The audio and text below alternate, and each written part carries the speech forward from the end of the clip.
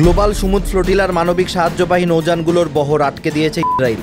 শেষ নৌযান ম্যারিনেটকে ৩ অক্টোবর সকালে উপকূলের কাছে জিম্মি করে ফেলে ইসরায়েলি নৌবাহিনী। আন্তর্জাতিক সমুদ্র সীমায় সংগঠিত এই হামলা ভেঙে দিয়েছে ফ্লোটিলার মাসব্যাপী প্রচেষ্টা। তবু হাল ছাড়েনি সংগঠনটি।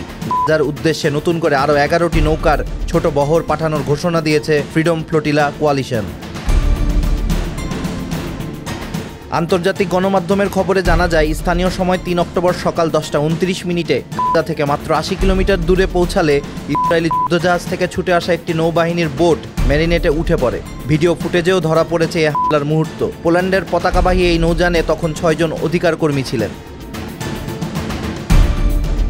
গ্লোবাল সমুদ্র ফ্লোটিলার বিবৃতিতে বলা হয়েছে, বুধবার থেকে শুক্রবার সকাল পর্যন্ত টানা ৪২টি নৌকায় আটক করেছে ইসরায়েল। সর্বশেষ আটকা পড়ে ম্যারিনেট। ফ্লোটিলার হিসাব অনুযায়ী এ পর্যন্ত ৪৫৮ জন মানবাধিকার কর্মী অপহৃত হয়েছেন। তবে ইসরায়েলি পুলিশের দাবি সংখ্যা ৪৭০ ছাড়িয়েছে। এদিকে হতাশ না হয়ে নতুন করে যাত্রা শুরু করেছে ফ্লোটিলার আরেক অংশ ফ্রিডম ফ্লোটিলা কোয়ালিশন। ইতালি ও ফ্রান্সের পতাকাবাহী নৌযান সহ মোট ১১টি জাহাজ নিয়ে এই ছোট বহরটি ছুটছে গাজার দিকে। বহরের সবচেয়ে বড় জাহাজ কনসায়েন্সে রয়েছেন বাংলাদেশের আন্তর্জাতিক খ্যাতিসম্পন্ন আলোকচিত্রী ও মানবাধিকার কর্মী শহীদুল আলম। এ বহরে রয়েছেন সাংবাদিক ও চিকিৎসক সহ প্রায় ১০০ জন স্বেচ্ছাসেবী। এফএফসির পক্ষ থেকে জানানো হয়, মূল বহর আটকে দেওয়া হবে এমন আশঙ্কায় বিকল্প পরিকল্পনা আগেই করা হয়েছিল। সেই অনুযায়ী গাজার উদ্দেশ্যে এ বহর পাঠানো হয়েছে। যদিও এতে খাদ্য বা ওষুধ নেই, তবে সাংবাদিক ও চিকিৎসকদের উপস্থিতি নতুন আশার সঞ্চার করছে। ইসরায়েলের এই আগ্রাসনের পর ক্ষোভে উত্তাল হয়ে উঠেছে বিশ্ব।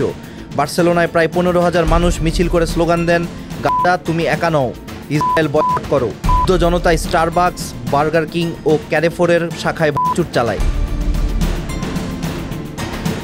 Ireland, France, Germany, Malaysia, Argentina, Australia, Tunis, Brazil, এমনকি যুক্তরাষ্ট্রের শিকাগোতেও বিক্ষোভ হয়। ইতালিতে শ্রমিক ইউনিয়নের ডাকে সাধারণ ধর্মঘটে শুধু রোমেই ১০,০০০ মানুষ অংশ নেন। পুলিশের বাধা উপেক্ষা করে ইউরোপের বিভিন্ন শহরে স্লোগান উঠে, গণহত্যা বন্ধ করতে হবে, অবরোধ ভাঙতে হবে।